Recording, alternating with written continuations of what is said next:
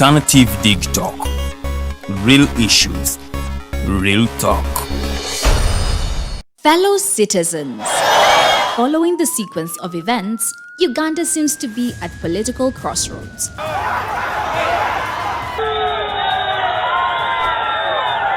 I'm not a servant of anybody. Madam, I know the law. As such, Alternative Digital brings you the Interface Show with retired Colonel Dr. Kiza Besuje. Let's keep on the same page on Alternative Digital, As he gives you the alternatives on the transition question, rule of law, human rights and freedom, youth inclusion in governance, economic stagnation, as he confirms. I'll be always here Saturday from 10 a.m. in the morning. Be there. Don't miss the live discussion on the Alternative Uganda, Digital TV Facebook pages, and the Alternative Uganda YouTube channel. Migrant stakeholders run bibino ebiri emisinde zigenda okubeera ku ssaawa ekkololo ku Sande nga 2 October. Tudduka okusonda ssente okuddaabiriza ekifo ekibudaabuda bankuba kyeyo nga bakomyewo. Eddembe lya bannayuganda bakolebwe buvunaanyizibwa bwaffe era kitukakatako okulwanirira eddembe n'obwenkanya mu mirimu gy'abankuba kyeyo. N'olwekyo weetabe mu kuddaabiriza ekifo kino ng'ogula kiti ya $2.5 okuva ku petrol station za Shell Kabalagala, Shell Lugogo, Capital, Shell Najjanankumbi, Shell Nansana, Shell Namave ne Shell Buloba. Biwagidwa Star Times, Reham, Fresh Dairy, Roofings, Housing Finance Bank, Maritime Cargo. Olwo ne bikutusibako ofisi ya President ku nsonga z'emitala w'amayanja, UERA ne Migrant Workers Voice. Nebitegekebwa Sinat Advertising.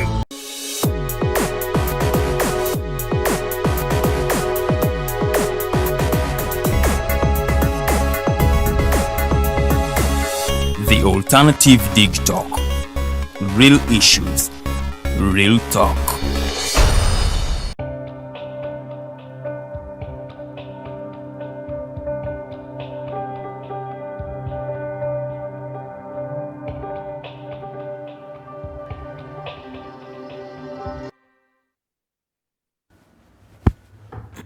Yes. Good morning, our viewers out there. You're most welcome to the Alternative DigTalk, streaming live on our Facebook pages, the Alternative Uganda and DigTalk TV. It's not a mistake that you see us on 2 pages at the same time, but they are all our pages and our official pages. You're most welcome for this lovely show, Teeka, where we discuss issues that concern our day-to-day lives and how we deal with them under our laws, the laws that are made by Parliament under its role of legislation, and the laws that we try to make people understand and get to know what is involved in the same laws. I am Tumsime Kato hosting this show today, and you're most welcome for our show. Today's topic will be about the succession laws and the Succession Act in its sense. We have had a number of amendments done this year, 2022, and this is where we have had the Succession Bill, the Succession Act amended in 2022, and today we are glad that we have Council Sam. Council Sam will be taking us through the different provisions of this law and the act, the way it is, and what he thinks should have been done and has not been done to make this law a good law for everybody, for every citizen, because this is a law that affects us. Whether married, whether single, whether young, whether old, we all need these succession laws. And if you don't understand the succession laws, then at one point in time, you'll find yourself in issue. You're most welcome, Council Sam, and you can take this pleasure to say hello to our viewers. Thank you so much, Mr. Kata. Yes. My name is Vantevia Samuel. I'm so happy to be here. It's a privilege to be sharing with you all. And thank you so much, Alternative DigTalk, for giving me this opportunity. The issues surrounding the Succession Act should really be taken seriously by everyone. Yeah, but maybe before we tackle the Succession Act, we have had a recent amendment about the Computer Misuse Amendment Bill of 2022. What is your say? What is your take on the same bill in just like 1 or 2 That bill, it is directly attacking the liberties of people everywhere. Okay. Mostly the mostly the journalists, people who are always out there putting out their voices. This bill, this act is actually attacking them directly. Okay. And according to me, it's totally a violation of all the liberties that we hold dear. So you take it to be a bad law in it's really a bad law. It's a bad law. Okay, I won't say that it's a bad law totally, but accordingly, if at all you look at the provisions therein, most of the provisions are attacking personal liberties. Those are not my words, but words of Council Sam here. But today that's not our topic, and we shall not be discussing the amendment of the Computer Misuse Act, but rather we are discussing the Succession Act and its amendment. Actually, the amendment was assented to by the President, so it's now law. So we are not talking about it the same way we are talking about the Computer Misuse Act, but this is an act, an amended act that is applicable now. But Council, before we go back to the amendment, so many people out there hear about the Succession Act, and briefly you could kindly take us through what do we mean when we say succession, even before we take it to the act. What is that is included in succession? Succession and the Succession Act basically touches issues concerning estates of deceased persons. So I will take it a bit, I will simplify it a bit. When someone dies, there are those laws that are put into place to help in the administration, in the division of the estate of a person who has died. So these laws, they were concocted together, and a Succession Act was made. So basically, Succession Act handles such issues of estates of deceased persons in Uganda. So now under that act, we have two different things that are involved. For example, we have the tested succession. Oba bwengezako kiteeka mu Luganda nyinza okugamba omuntu nga tanaba kufa alesewo eddaame a will. And then we have this other kind of intestate succession where ono afudde nga talina kyalese, so he has not put his estate in writing. So katutandikira awo, and you differentiate the two kinds of successions under the act. So omuntu ali kankyogenda mu Luganda because abantu bafa abasinga bayinza obutategeera lunyanyimbe.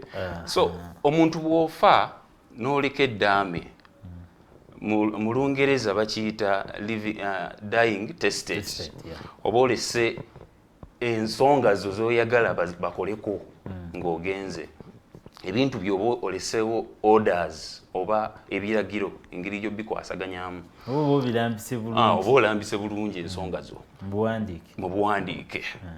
Kati bw'ofa nga tolese eddaame, ekyo kye bayita intestacy, oba ogenze tolina kyoleseewo, so gavumenti eba erina yingirawo ekuyambeko ku bintu byo byolese.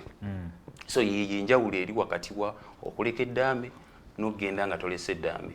Kati kanso ku nsonga y'emu ey'okuleka eddaame, kitegeeza bwe nkwata kano akatabo kange ka notebook ne mpandiikamu ndina essuuti 2 n'empale emu, engatto peya 3, eryo liba ddaame.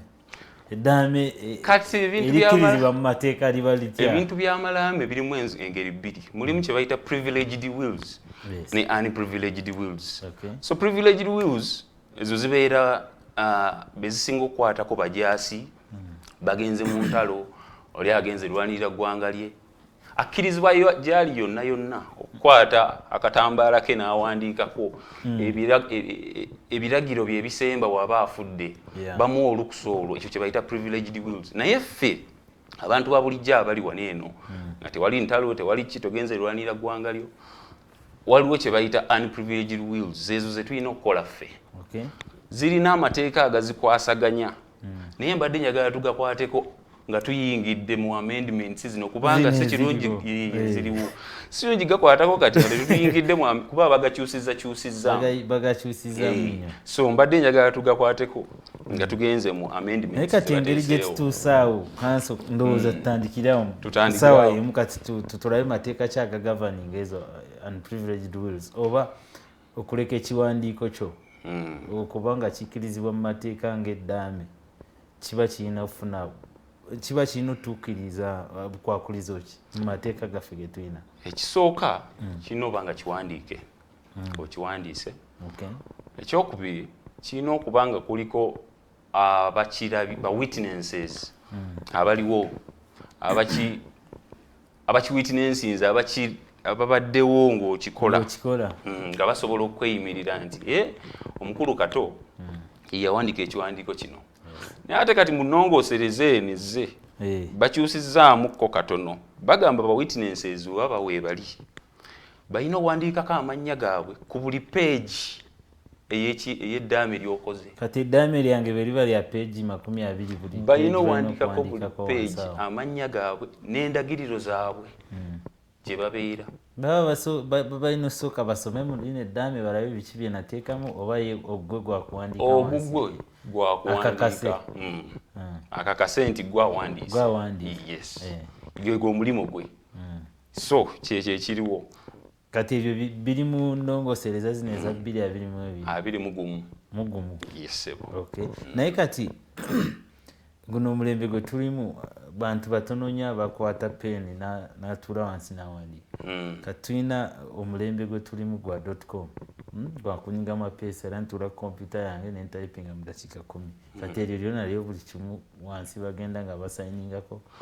Ensonga eyo eya .com baagala nnyo gitereeza kubanga kooti kati zitandise n'okukkiriza ICT okuyingira mu zo okugenda mu kooti ng'olina kompyuta yo. Omulaba abantu be baleeta ku mitimbagano okuva mu makooti video conferencing zigezaako okuyingiza ICT naye kijja mpola, it's a gradual process. Mu malaame go bw'oba tosobola kuwandiika osobola okufuna omuntu akuwandiikira naye ate ba witness balina obaawo bakakase nti byawandiise yes kituufu. Ate ku end olina okusayininga gwe nnyini tteeka bw'oba tosobola sayininga at least oteekeko ekinkumu kyo. So ensonga y'amalaame yakukwata na bwegendereza nnyo kubanga abantu bangi bagikozesa nnyo okwagala okubba ebintu byaki eby'abantu bana baba bagenze nga era kituufu tuze tubiraba omuntu amaze okufa ku lumbe nga bagezaako bakuyita okwabya olumbe. Ono n'aleeta eddaame n'oli n'aleeta n'osanga nga wheels eziriwo at the time ziri nyingi kati ng'obuzibu buva ku entuufu yeeriwa. Kati ani ajja okukakasa mbu eno yentuufu eno yenkyamu. Kati wabaawo ensonga bwetyo nti waliwo amalaame mangi ag'enjawulo gonna nga googera ekintu kyekimu buli omu agamba eno ntuufu eno ntuufu. Bagatwala baba bajja genda mu kooti esalewo. Kooti yebe ino osalawo kusinziira ku bujulizi engeri gy'ejja okubuyitamu kubanga eddaame bw'olikola tekikkirizibwa kukola ddaame limu n'obeera nalyo. Okola copies ziwa abantu ab'enjawulo ate nga tebeemanyi. Kati kooti bw'etuulayo ebyo ebintu byonna ebigenda bitunuulira egende ng'eronda wano eronda wali egamba eddaame lino ani omulala alina waliwo kopi mmeka.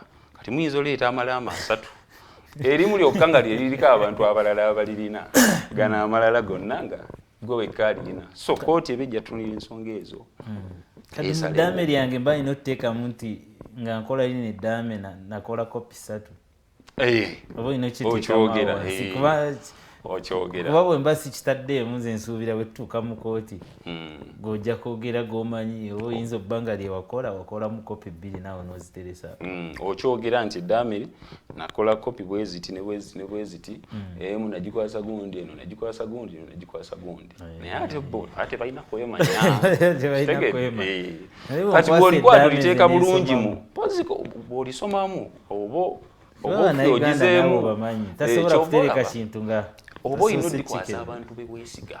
Abantu abasinga balikwasa ba looya baabwe abamu n'alikwasa reverand ku church gy'asabira abamu mu Kristu alikwasa reverand we oba n'akwasa imaamu. Ensonga ezo zonna olina okwesiga omuntu gw'okwasa eddaame eryo nti ajja aba mwesigwa. So kati n'eddaame bamaze olikakasa katugambe wabaddewo obutakkaanya waddaame ekyetuufu liriwo eritali erituufu.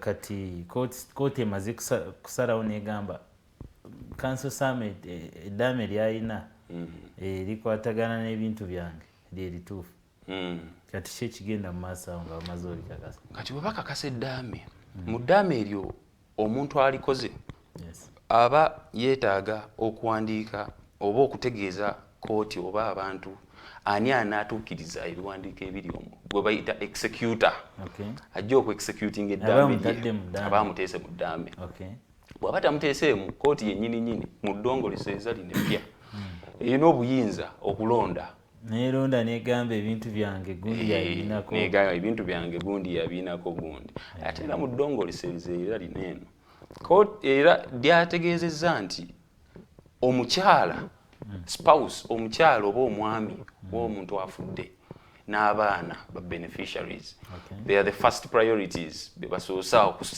okusoosa mu maaso nga mwe abalala temunnayingirawo mu bintu by'omuntu so omuntu atuukiriza ebiwandiiko by'eddaame either abeera mukyala oba omwami oba abaana abali okumpi awo so kooti beesoosa kasita babafuna ne baleeta gwe bayita executor aba kimukakaatikako okuddayo mu kooti okusaba ebbaluwa emukkiriza okutandika okukola ki okutuukiriza eddaame beryogera naye kati oyogedde ku nsonga yali neteeka endongosereza yali neteeka era ewa obuyinza oba first priority ku mukyalo oba family naye kati tuzze nga tusanga obuzibu bangi era kyemanyi n'abatulabe balina obuzibu bwe bumu nze nyinza okuva wano nenfuna omuwala gundi ne gundi netutandika okubeera wamu era netuzaalayo abaana oyaba afuze mukyala wange era eddaame eryo kote bejja muwa obuyinza obutandikirwako era ejja muwa that first priority ng'omukyala ewaka ekintu ky'obufumbo mu Uganda kirina amateeka agakikwatako sooka okinnyonnyere ekintu ky'obufumbo abantu abamu balowooza bw'ofuna omukyala n'omuleeta ewuwo nemubeera wamu nemuzaala abaana n'atuula n'afumba bakuyita kufumba nti aba afuuse mukyala oba toli mukyala kati omukyala yaliwa omukyala amateeka ga Uganda galengeka obufumbo bwa njawulo waliwo obufumbo bw'abayisiramu Islamic marriages waliwo obufumbo bwa church marriages then civil marriages ng'ogenze mu kooti okitegeera then ne cultural marriages those are introductions era buli fumbo bwonna obwo bwenkugambyeko poziko n'obwa hindu bannaffe abayindi nabo babasengekera obwabo buli bufumbo bwenkutegeezezza wano eno bonna bw'obumala oti olina okuregisteringa olina okwewandiisa mu bw'obuyinza bw'oba okoze okwanjula bannaffe abaganda bakikola bulungi basooka ne beeyanjula n'ewa kabaka bafuna ebbaluwa okuva mu lutikko then ne bakola emisoso gyonna bride price kimu n'osasula ebintu kasita obimala ebyo mulina okwewandiisa bw'oba oyagala kukola okwo kwokka cultural marriage naye abasinga kye bakola ennaku zino basooka kukola kuno eno ne bateewandiisa ne bakikola just nga mukolo then ne bagenda mu kyaki eyo gye beewandiisiriza so mu Uganda okufuuka omuntu omufumbo olina okubanga obufumbo bwo buli wansi w'engeri ezo kwezo nga we buli nga we bazirambika mu mateeka so bw'obeera oli eyo nga olina omwami wo naye nga takutwalanga ku registering oba kukuwandiisa nti gwe mukyala we toli mufumbo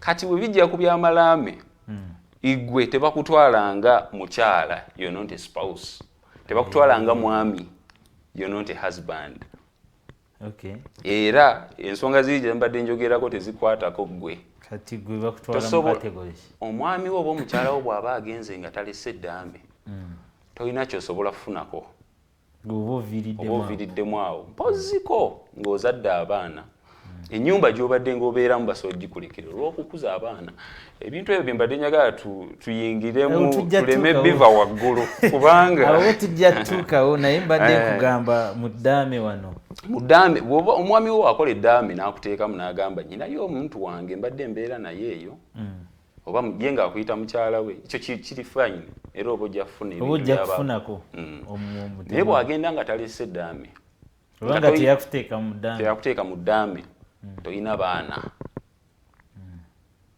awo wabaawo obuzibu tuba tojja kufunako naye woba n'abaana bano engeri amateeka g'e Uganda kati Succession Act eno engeri yogikyusaamu babadde baagala bagiteeke wansi bagiharmonizing ne Constitution ne Children's Act zibeere nga ziri wamu. So emu ku nnongosereza gye baleese okuba nti omwana we babeera omuntu afudde nga talisse kiraamo bagyeko ebitundutundu 2 ku 100 ku byobugagga byolesse babiteeka emabbali nga byakukuza baana kuyamba ku baana kukula for the well-being of children. So naye ku intestate succession tujja tutuuka nasoke tukatirize n'ensonga ya intestate succession keddaame oyo omukyala yaba tajja kufunamu omwami yaba tajja kufunamu kasita oba bamuteeka mu ddaame kati ensonga eno njagala oginnyonnyole eyatula nze ndi musajja nina abaana bange 2 katugambe omu yayisa bubi simutadde mu ddaame lyange era saagala afune ku bintu byange kati ekyo tukitwala tutya mu mateeka amateeka galina engeri gye gamuyamba naye afunemu ng'omwana oba aba aviiriddemu awo kati wobeera ng'olina abaana bo n'otabateeka mu ddaame amateeka naddala ennongosoleze eno empya ekirambise bulungi nnyo nti kyabukake okuteekako ku baana bo ne mukyala wo olina obbaako kyobawa ne bwe kaba katono naye balina okufunako ate n'ekirala bwe babeera tebamatidde nga byobawadde tebibamatizza balina olukusa olugenda mu kooti nebakyalenjinga eddaame lino balina olukusa olugenda mu kooti ne bakyalenjinga eddaame lino ne bagamba twetaagayo akalala nze wampa katono so era kooti erina obuyinza okusalawo negamba bakwongere kooti erina obuyinza obwo obugamba nti abaana baneeno omusajja yali mugagga nnyo yamulekedde ka 5 ku 100 naye tekajja mumala bamwongereko kineeno kooti erina olukusa olwo bw'aba aleese ensonga zinaazirambika bulungi esebo kale kati awo ndowooza ako tukajjeeyo bulungi naye kati katudde ku nsonga enkulu ennyo era ebyeddaame where somebody has left a will at least tetutera sanga buzibu bw'amaanyi nga the other side omuntu afudde naye talina kyalese kiwandiiko engeri gyayagala ebintu bye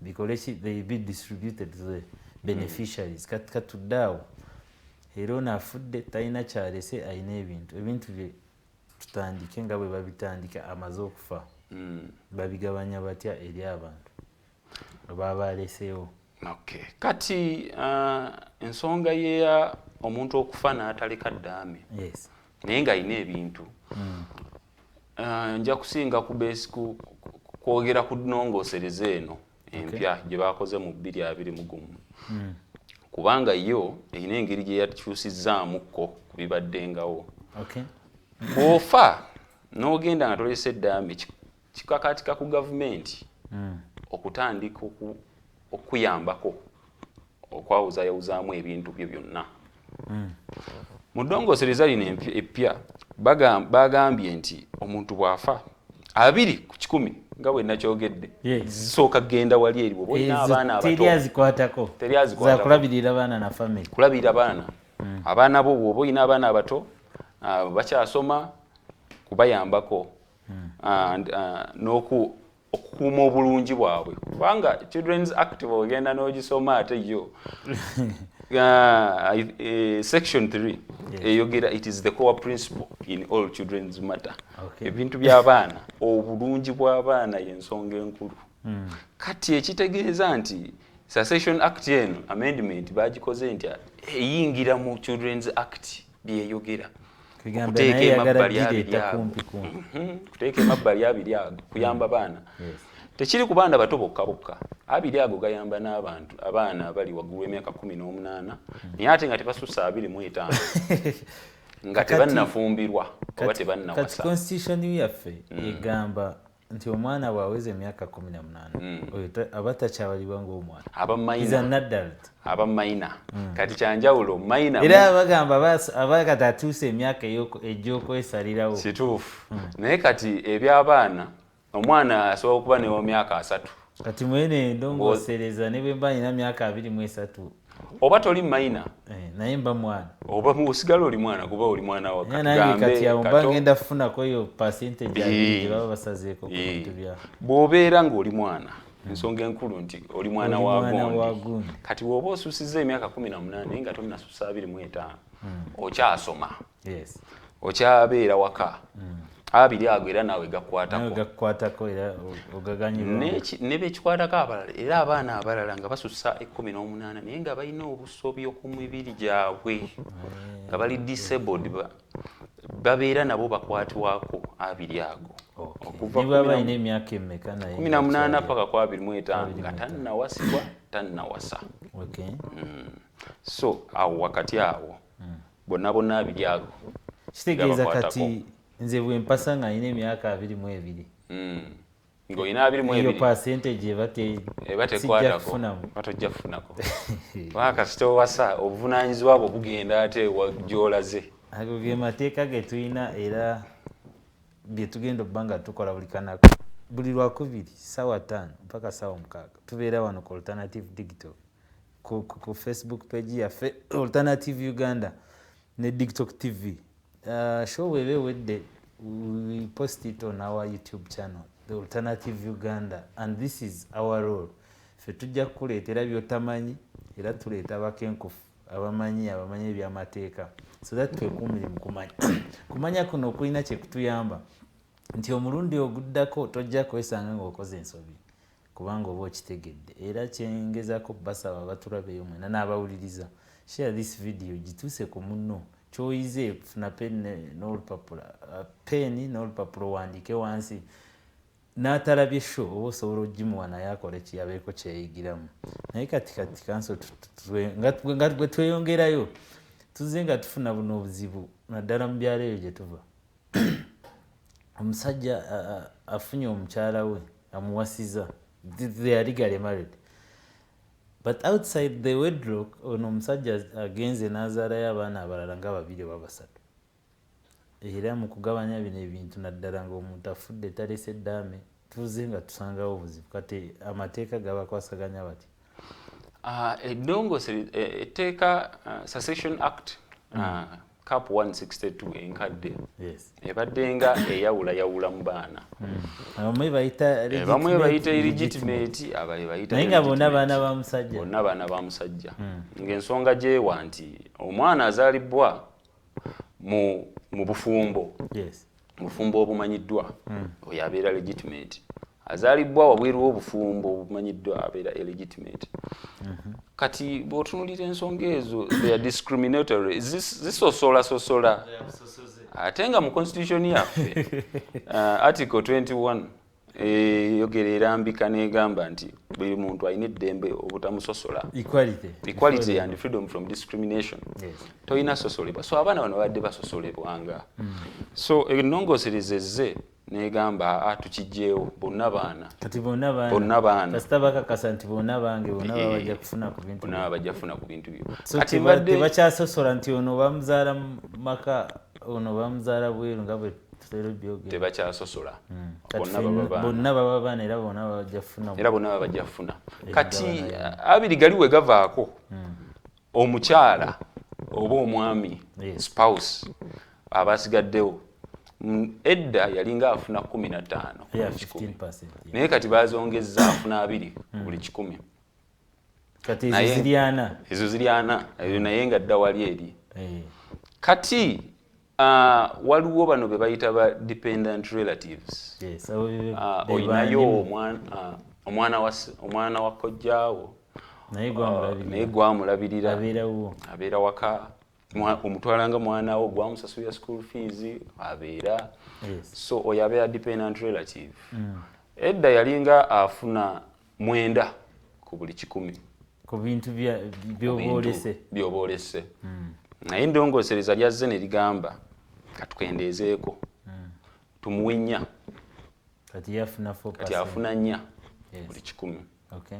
Kati nga tweyongerayo waliwo be bayita ba descendants abantu bo abalala abajja abo bo 75 ebayabwe kati Ebayabwe. descendants Bwe babaayo. sanga mubaliwa abantu bo bajjajja bakojja bagondi bani 75 ebayabwe naye nga wakitundu anti bangi anti bangi nnyo naye in most cases family zaffe Uganda zigenze zitoniwa abantu edda balinanga family nga zinnyo Yes. zigenze zitoniwa muko so ogendera okwesanga nga sibe bangi nnyo so asembayo yoyo gwe bayita customary heir omusika w'ensikirano bamuweemu yokka percent emu. ye yasigadde ababiri basigaddeyo so lineal descendants 75 customary heir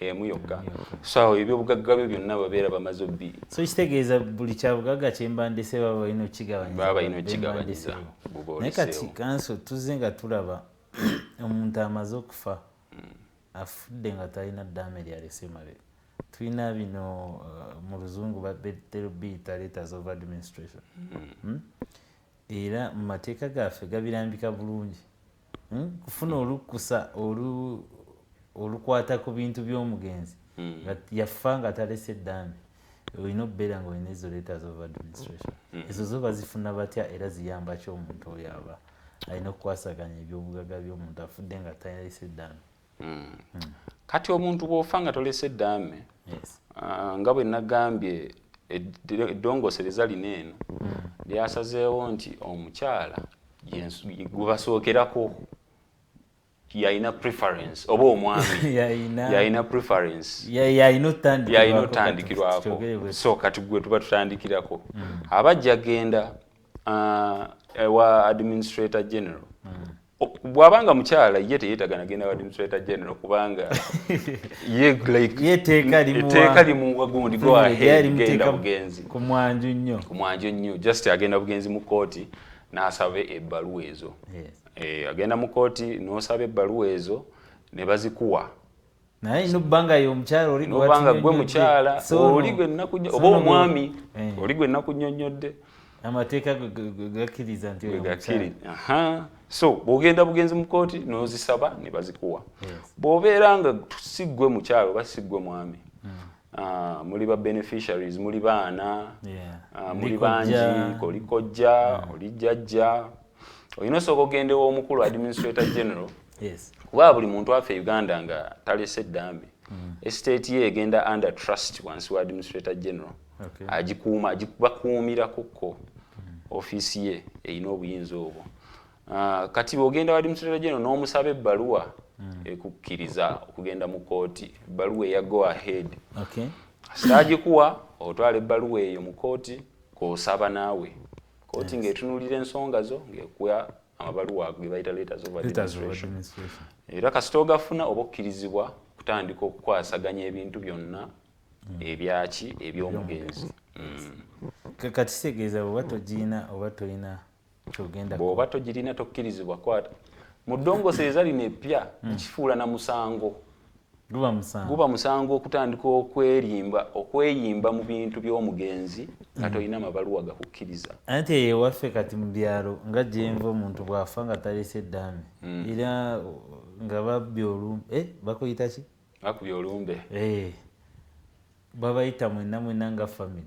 nebagamba gwe ojja twala wali okoya twala wali ente ziri 10 gwolinawo bbiri oli alinawo emu nono alinawo biwedde buli omu n'agenda bibye nga tetugenze wa administrator general kati guba musango mu ndongosereza lino eno kubanga bakizudde nti abantu abo babadde nga babba ebintu byaki eby'omugenzi mu nsonga bwe zityo oli n'atunda ebintu ono n'akola ki ono ennyumba n'agyetwalira so kati bagamba nti tolina buyinza bukola kintu kyonna mu estate y'omuntu afudde paka ng'ofunye ki ebbaluwa zino eno eno bamuyita Council Sam wano ku Alternative Digital era atuyitira mu mateeka nga bwe galambika ensonga zino mu Succession Act era ali yatulaba olina kyobadde omanyi oba olina kyobadde tomanyi naye kati ndowooza olina kyofunyeemu naye kansooka empitemu wano mubibuuzo kubanga ndaba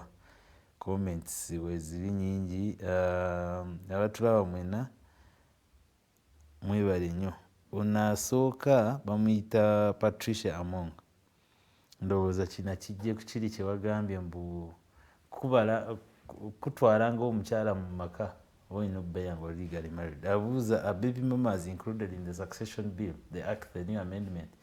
But baby mama omusanze wali ayina omwana wo n'omuzaalamu omwana kati abo bo bali catered for wansi wa 20% eri gye nagambye eri esigalawo yakulabirira baana kati ogambye eba yakulabirira mwana anti munanga abaana bano abato babeera bakyali ku bannyaabwe kitegeeza maama alira ku mwana we maama alira ku mwana ekyo kitegedde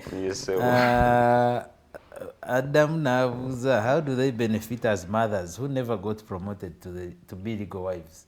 How do they benefit mateeka gano? So mateeka nga bwe nkyogedde oba ojja kufunira ku baana b'ozadde bw'oba ozadde abaana oba ojja kufunira ku baana kuba abaana abo baba ennaku zino etteeka lino ddyo libatwala libayingiza ligaba bonna baana so gwe nga maama tosobola kuva ku mwana wo ku lw'obulungi bwe obeera buli kimu actually omwana byonna byaba alina biba bibyo lwakuba tebaagala kyogera bwogezi naye biba bibyo baba biinako obuvunaanyizibwa era ne Jeremiah Mukiibi bale kulaba Jeremiah Mukiibi abuuza what about the side chicks?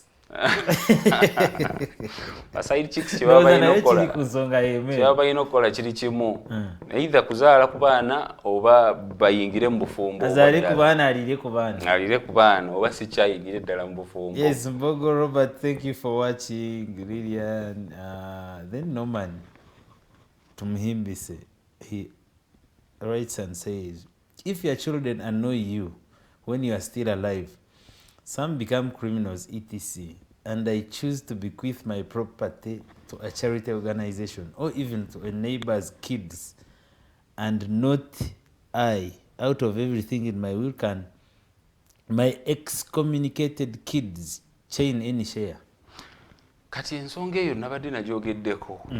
Omwana w'otamuwa busika bwe nga yakunyiiza oba yayonooneka n'okola eddaame n'otamuteekamu. Ekisooka alina obuyinza, alina olukusa okugenda mu kooti na challenging eddaame eryo. N'ategeeza kooti nze ndi mwana we naye talina kye yampadde, alina okumpa kuba ajjukira eddongeeseza lino likifuula kompaluzala abaana obbaako ky'obawa abaana n'omukyala oba omwami at least obaako ky'obawa so basoogera mu kati basoogera mu kooti ne bachallenginga eddaame eryo ne bagamba kooti nedda kitegeeza ono tasobola bigabira baana ba neighbor oba charity ye nga ye asobola okusalawo nze nja biwa baana ba neighbor bange kubanga iyo gondi ye eyo nsalawo ye buli naye baba bajja gichallenginga balina nabo olukusa olubichallenginga ng'omaze okgenda. Ndowooza Norman ekyo kitegedde era abaana oba olina obbawako k'obawadde. Lillian asks, what if the man had a legal wife and died and remarried again, but that woman doesn't give birth to any child? How does the law address that? Omwami yalina yawasa omukyala legally married, katugambe omukyala n'afa, then n'addamu n'awasa omulala, naye ono gwawasizza talina baana. Oli yasooka ye yazaala? Katugambe yazaala. Takitaddeeko naye let us presume nti yazaala. Bw'aba yazaala kati owookubiri ye afunamu ati. Bw'aba yazaala kati jjukira nti abaana etteeka ligamba baana bonna baana. Oba baliwa bonna baana oba weebali era baba bajja kufuna omutemwa gwabwe. N'omukyala yennyini nnyini naye aba ajja kufuna ogugwe. Naye ebibuuzo ebisinga ne bw'aba teyazaala kubanga abamukyala mu mateeka abaspouse abajja kufuna ndowooza Lilian ako kategedde naye ebibuuzo byonna engeri gye bijjamu bireeta ensonga gye njagala naye okwogerako tugenda kubanga buli wempulira tubigjeko wano then tulyoke tudde ku nsonga katono nnyo kubanga buli kibuuzo ekijja kigamba omwami bw'afa so tetunaba kwogera ku mukyala bw'afa n'asooka okufa tetunaba kwogera ku ekyo naye nakyo ennongozereza yakituusizaamu kubanga bw'otunuulira Uganda culture yaffe engeri gy'ebaddengawo ebaddenga ya abaami nga be bali waggulu. It was a patriarchal state.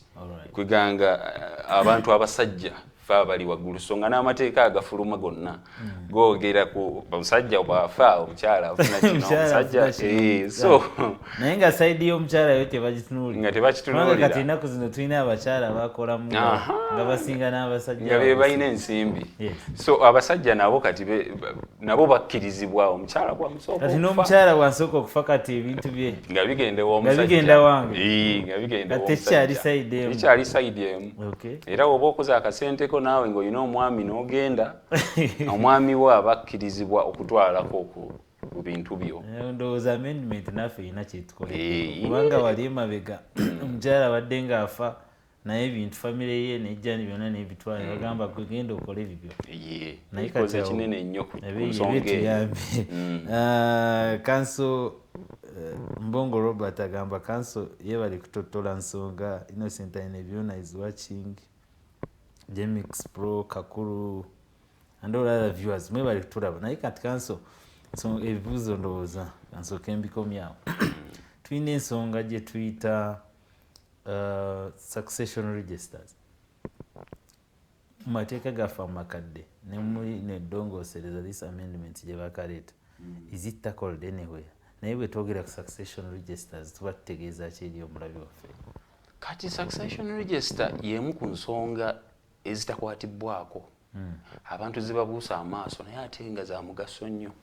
Succession register kiviira ddala mabega ddala waliwo etteeka baliyitanga the Land Succession Act of Buganda Kingdom lyali mu 1912. So succession register nga Abaganda esinga kwata ku Baganda kati fe abalala teri nnyo eyo mu balala naye esinga kuba nnyo mu Baganda kubanga entandikwa yaayo yava mu Baganda naye ate kati bw'otunuulira ennaku zinene engeri abantu gye bazze bayingira like bamixinga n'abatali Baganda bali mu Buganda so ekwata ku bantu bonna abali mu Uganda. Abaganda edda we baafanga ebintu byabwe walingawo emitendera mwe gyayitanga okubigabanyaamu nga tetugoberera kuba amateeka gano ge tulina wano gaali tegaliiwo mu biseera so ng'omuntu bw'ofa nga obuyinza bwaweebwa lukiiko okukola ki okugabanya ebintu kati nga bwe wakiwogedde nti omuntu bw'afa abantu batuula ne bagabanya nti kineeno ono yatwala bagamba Roger azitwala zino ente bbiri oli ajja kutwala pulota eri wali wansi ono asigaze olusuku wano enyumba tugiwadde gundi nga biweddewo kati ekika kyatuulanga ne kigabanyaamu bwe kimala okugabanyaamu ne kisindika records ekikoze ez'okugabanya ekizisindikira lukiiko nabisindika ku lukiiko waabikkiriza webikkiriza ng'ebisindika ewa Kabaka kati lukiiko yali erina osooka kukkiriza ng'ebisindika ewa Kabaka naye bwakkiriza nga lukiiko efulumya ekiwandiiko kye bayitanga succession certificate ng'ekikwasa ani omuntu alina obuvunaanyizibwa ku bintu ebyo omusika kati bwe bakimukwasa eyo yabeeranga wano kye tuyita letters of administration. So kati records ezo zonna engeri gy'ebintu gye byagabanyizibwanga okuva edda n'edda paka kati bazifuula succession records ziri wansi we bayita succession register. So mu mwaka gwa 1967 etteeka eryo erya the Land Succession Act of the Buganda Kingdom balijjawo ne bateekawo etteeka lye bayita the Local Administration Act. Kati wasweteeka ino Local Administration Act ne bateekawo baziyita statutory instruments. Statutory instrument eno nga yo ewa obuvunaanyizibwa obuyinza obwali obwa lukiiko bukwasani Administrator General. Kitegeeza kati tebikyali bya Buganda naye kati babitadde nga bya gavumenti yawamu. Kitegeera engeri gye bikkamu badde njagala nkujje nabo ne babuteekawa Administrator General. Kati Administrator General n'atandika nga okugaba balukiiko bye yagabanga nga yagaba succession certificates. Kati Administrator General nga yazigaba. Kati okuva mu 1967 nga yazigaba paka juzi wano mu 2000 etteeka eryo neryo ne balijjawo area public ya Local Administration Act. Balijjawo, it was repealed ne bateekawo area Local Governments Act. Kitegeeza Local Governments Act yava mu eyo gundi eyajjanga obuyinza ku lukiiko ne buteeka ku Administrator General. Yava mu tteeka eryo erya Local Administration Act. Kati Local Governments Act yo bwe yajja teyatunuulira ku bintu bya succession register n'ebijjirawo nebanga etabirabangako. Kati we wavaawo obuzibu tewakyali tteeka lyonna lirambika nsonga ezo ezikwata ku succession register. Tewakyali kintu kyonna era saawa eno abantu bangi ababonaabona mu nsonga eyo nti ne bwe bagenda ewa Administrator General nga basaba letters of administration tezibaweebwa. Babagamba nti tetulina buyinza, tetulina bitulambika kubanga etteeka eryali libawo obuyinza terikyaliwo. Kati ate ne mu Succession Act amendment tebalina nira kye bakyogeddeko. So kyekimu ku bintu ebiri mu bbanga kyokka nga kikwata ku bugagga bw'abantu, kikwatagana ku bintu byabwe. Kati bw'otunuulira omuntu ng'ayina katugambe jjajjaawe yaleka ettaka amataka naye nga gaali wansi wa kye bayita succession register. Saawa eno talina kyasobola ddikolako. Atudde butuuza awalinda ne bwatuuka mu kooti talina kyemuyamba emugamba ddayo ewa Administrator General. Ate ne Administrator General naye bambi talina ki buyinza obwo kubanga tewaliiwo mateeka gamulambika.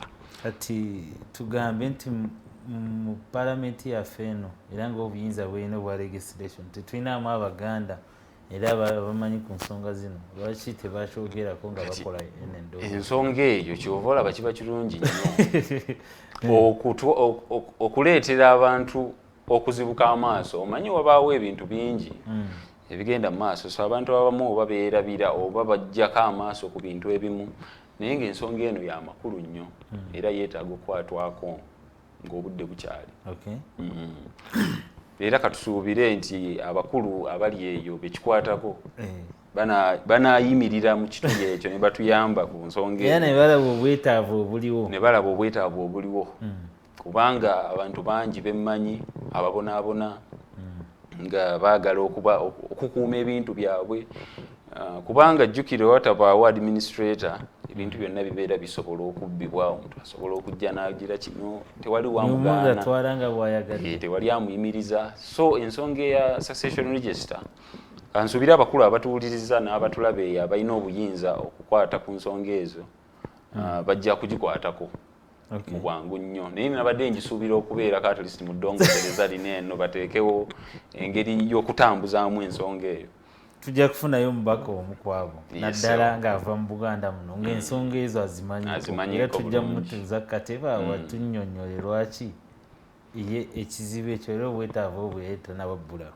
Naye nga tugenda mu maaso n'akadde sike kali awo naye kansomeyo kino ekibuuzo kya Kathy Corin agamba nti some parents leave wealth in the hands of caretakers like their elder brothers who have become a problem to hand over property to the children when they grow up.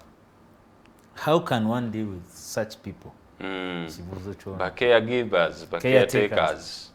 Kati eddongoosereza lino nayo likiyambyeko nnyo kubanga kati edda omwami yakkirizibwanga caretakers abo babayita n'erinnya erya guardian. Yes. So omwami yakkirizibwanga okulonda guardian omwana we oba ow'abaana be oba owaki bw'aba avuddewo ayinza okugenda mu maaso n'ayamba ku baana yalikanga amaze birambika bulungi n'agamba bwe mba nfudde Saamu yagenda okubeera guardian okulabirira abaana bange ebintu byange ajja bikwasaganya paka we balikula so kati n'omukyala akkirizibwa okufuna okulonda ndongosereza zino zetulina. Yes. So omwana bw'aba muto ne bateekawo guardian ono kooti kuba omuntu yenna bw'afa mulina ogenda mu kooti either okufuna letters of administration oba kati bw'oba ofudde tolese mukyala tolese mwami ng'oleseewo guardian agira abaana bano yajja ogenda mu kooti afune either letters zino oba afune zebayita probate letters of probate awo ng'olese ekiraamo. So bw'ozifuna ezo kooti abo bajja mulambika engeri gy'alina okukola ki okugabanyaamu ebintu bino oba ebbanga ly'alina okubikuumira paka abaana bwe balikula bayinza okugamba omwana bwe baweza emyaka 21 obawa ebintu byabwe. Ate n'ekirala eddongolesa lyayambye nnyo nti administrator oba executor bw'aba ayina ekintu ky'ayagala otunda okudisposinga off mu estate ayina okufuna consent ey'abaana ba beneficiaries oba ey'omukyalo oba omwami waaba waali. So abaana bano baba katugambe bayina emyaka nga 18 oba katugambe 17 baba batandise okutegeera. Baba bategeera era mu bintu by'amateeka abaana bwe bati basobola n'obaleeta mu kooti okuwa obujulizi mu ngeri ezimu. So abaana abo babeera batandise okutegeera bw'oba oyigenda tutunda ekintu kyonna nga oli caregiver oba guardian olina osooka okufuna olukusa. Anti ono agamba bwe babalekera bino ebintu ku taking care of them bano abaana ne bwe bakula bano abantu ba caretakers bagana bibawa so bayambirwa how can they be helped? Ogwo musango nga bwe nagambye musango oku intermediaringa into the estate of a deceased guba musango. So bw'obeera ngo olukusa olwakuweebwa kulabirira abaana bano paka emyaka bwegiti gy'olina okukomako tolemera bintu byabwe. Abatakomyawo ng'asigala agenda mu maaso. Asigala agenda mu maaso abazizza omusango era abasootwalira mu. Kati bano abantu magezi kigobawa. Abaana omuntu bw'ati. Abaana abo bagende mu makooti. Bagende mu makooti bawaabire abantu abo abali mu caretakers abalemeddeko era abalemedde ku bintu byabwe. Kathy, I think you've got the advice here. You go to court and access the justice system. Kansembeyo kino ekibuuzo Norman agamba kato of what importance are these so-called godfather or godmothers in this whole thing of succession? We hear godfather things.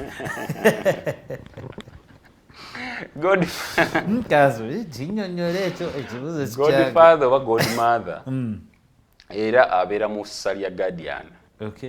Abeera mulabirizi abeera mukuumi abazadde we batali abeera ayinokubaawo. Abazadde abasinga batya nti bw'ava mu nsi oba bwe bava mu nsi babiri bombi banaalekera ani abaana baabwe. Ekibuuzo kibeera nnyo ku buli muzadde yenna gy'ali eyo. Kati abasinga basalawo ne bagamba katulondeyo omuntu godfather w'omwana ono nti omwana wange waba asigadde yekka waliwo omuntu ajja okumulabirira. Kati abamu bakisussa ate ne bakifuula formal. Wabasinga just bakifuula informal abayita buyisi godfather. But bwekifuula formal n'ogamba ono guardian w'omwana wange era n'okiteeka mu buwandiike. Oba ogenze guardian oyo asobola okuteekinga obwo obuvunaanyizibwa oba okulabirira n'okutambuza ensonga ezo ebintu byo n'omwana wo paka emyaka omwana gy'asobola otandikirako kwesalirawo. Kale kanso akadde katugenzeeko naye nsaba mu dakiika nga 2-3 siibula kubatulawo era obeeyo n'akagambo kamu babiri kobalekera. Batulaba mwenna neyanziza nnyo okutulaba okuteekawo obudde bwammwe ne muwuliriza ensonga zino eno kuba zikwata ku buli muntu yenna. Njagala okusindika obubaka bwange okutumirako abantu b'oku Taupo Advocates gyenva. Mwebale nnyo okulaba kyemmanyi namwe muli mukulaba Kathy Collins n'omukulu Wycliffe Elijah tumwesige. Mbalamusizza mwenna abantu bange mwenna mwebale nnyo okulaba naye ensonga za succession matters zonna ezigenda wansi w'obusika nziteekengako nnyo essira kubanga omala emyaka mingi ng'okola ogenda eno zukuka ku makya okomawo kiro n'otategeka bintu byo binagenda bitya ng'ogenze so ensonga ezo muzikwasaganye bulungi. Kale webale nnyo Council Sam. Thank you for your time and our viewers out there. You have been great viewers. Thank you for your questions and I hope you have been answered. And where you feel you need some more answers and more clarifications, hit our inbox. Alternative Uganda Facebook page, we are always there to reply to your messages, to reply to your comments and give you answers where we have the capacity. Where we don't have, we have to refer you where you can be able to get the advice from. But you have been great viewers. See you next Tuesday as we get another host on a different issue. In ensonga ya Succession Act, era ne succession laws, eri mpanvu. Era mukana akadde twali esobola yonna gimalayo. But we shall get some more time and call Council Sam or call any other person knowledgeable about the law addemu. Era tulina oginnyonnyola mpaka bwe tunagimalira. So see you next Tuesday and you have been great viewers. I am Kato Tumsime hosting this show Teeka. May God bless one and bless all.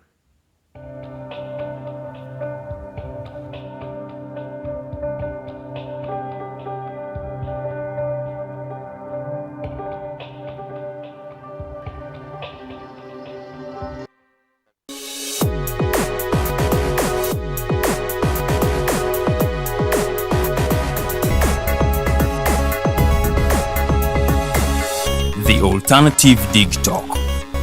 Real issues, real talk.